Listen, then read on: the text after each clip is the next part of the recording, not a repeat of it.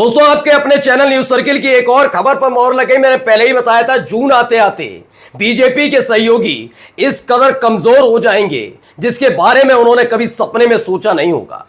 पहले से ही वक्फ संशोधन कानून के खिलाफ जनता दल यूनाइटेड और चिराग पासवान की पार्टी को झटके दर झटके लगे हैं। उनके अपने सहयोगी, उनके अपने खासम खास बीजेपी के उस कदम की वजह से अपनी ही पार्टियों को झटका दे चुके हैं। तो अब एक जबरदस्त झटका लगा, लेकिन फायदा इंडिया गठबंधन को। जी हां, महागठबंधन को बड़ा फायदा।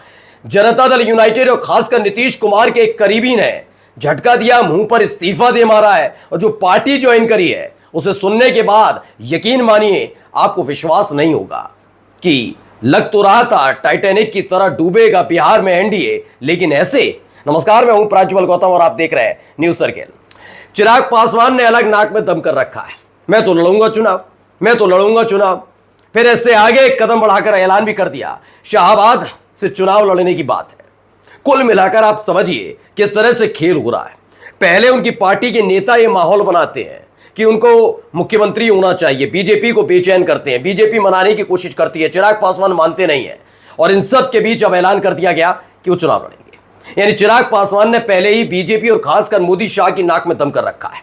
तो वहीं जनता दल यूनाइटेड और खासकर नीतीश कुमार जो गलवहिया प्रोग्राम चला रहे थे नरेंद्र मोदी साहब के साथ बिहार में, उसकी वजह से उनकी पार्टी को नुकसान हुआ है। बड़ी खबर दिखाने जा रहा हूं, देखिए। ABP news, CM Nitish Kumar को बड़ा झटका। जेडीयू में रहे इस कद्दावर नेता ने थामा मुकेश सहनी का दामन। कौन है मुकेश सहनी? मैं आपको बता देता हूं। मुकेश सहनी दरअसल वीआईपी पार्टी के अध्यक्ष हैं।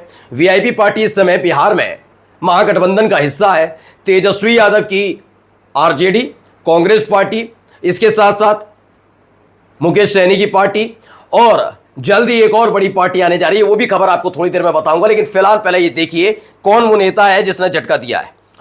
इसमें खबर में बताया गया कि बिहार के मुख्यमंत्री नीतीश कुमार की पार्टी को झटका लगा। कभी जेडीयू में प्रवक्ता रहे डॉक्टर सुनील कुमार ने अब विकासशील इंसान पार्टी यानी वीआईपी के प्रमुख मुकेश सहनी का दामन थाम लिया।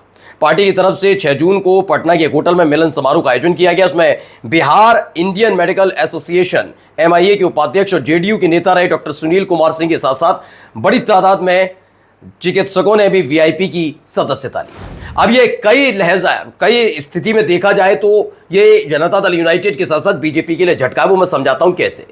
बात सिर्फ इतनी बार नहीं है कि जनता दल यूनाइटेड के कद्दावर नेता जो नीतीश कुमार के भी करीबी हैं, उन्होंने इस्तीफा देकर वीआईपी का दामन थामा, यानी मुकेश सहनी का दामन थामा है।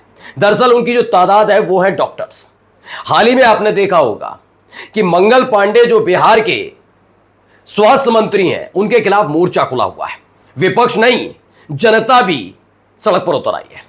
वो बता रही है कि इससे ज्यादा लापरवाह मंत्री कभी देखा ही नहीं। यानी बिहार सरकार, बीजेपी और जेडीयू वाली बिहार सरकार किस तरह बिहार को बर्बाद करने में जुटी है और स्वास्थ्य व्यवस्था पूरी तरह से लाचार हो गई है, उसका जीता जागता सबूत अब सामने आने लगा है।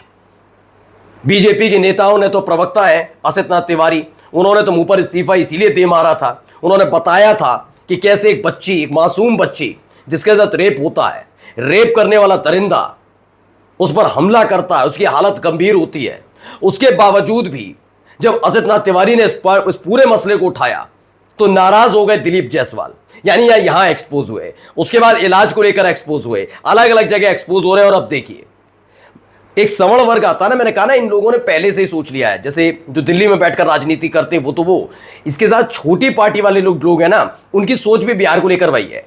अरे ये तो अपनी जात का है, इसे हम अपने साथ ले आएंगे, ये तो हमारे धर्म का है, इसे हम अपने साथ ले आएंगे, इसे विकास नहीं, इसे जात वालों को जिताना है, इसे भी विकास नहीं चाहिए, इसे धर्म वालों को जिताना। इस आधार पर पॉलिटिक्स हुई है। मैं बार बार कहता हूं कि बिहार की पहले जो तासीर है उसे समझिए।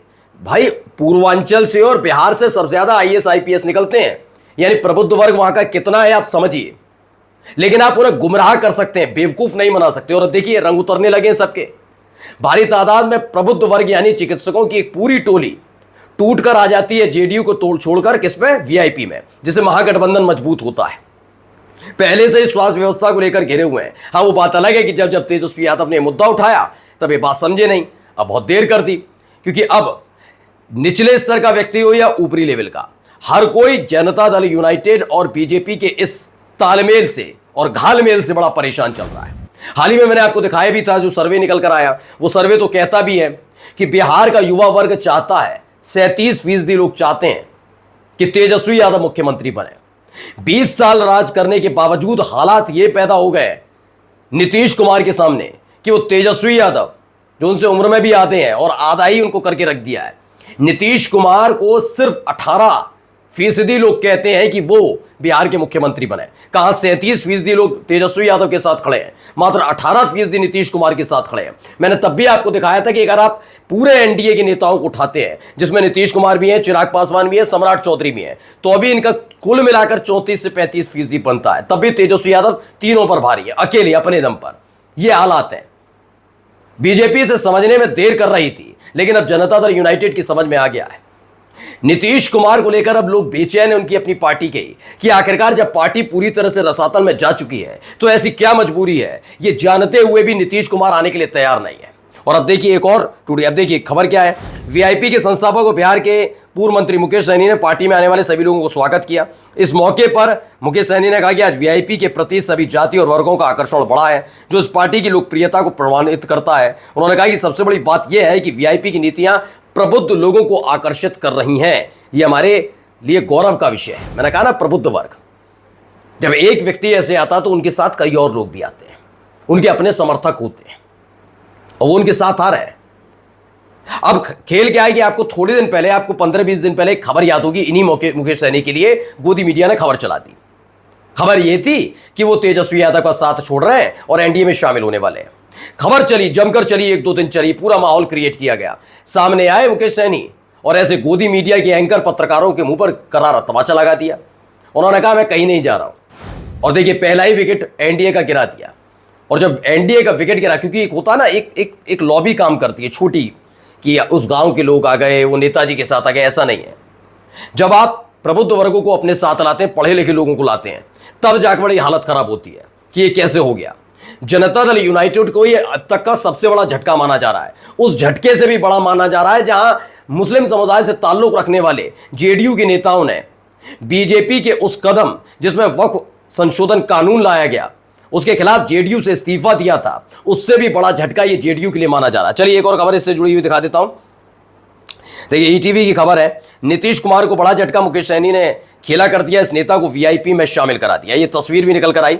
ये अपने आप में बड़ी उपलब्धि के तौर पर महागठबंधन के लिए भी माना जा रहा है कि महागठबंधन का अपना, देखिए 15 वर्षों तक जेडीयू के साथ रहे डॉक्टर सुनील कुमार की गिनती जेडीयू के वरिष्ठ नेताओं में होती थी। 15 वर्षों तक जेडीयू में पार्टी के प्रवक्ता और चिकित्सा प्रकोष्ठ के अध्यक्ष के पद पर थे।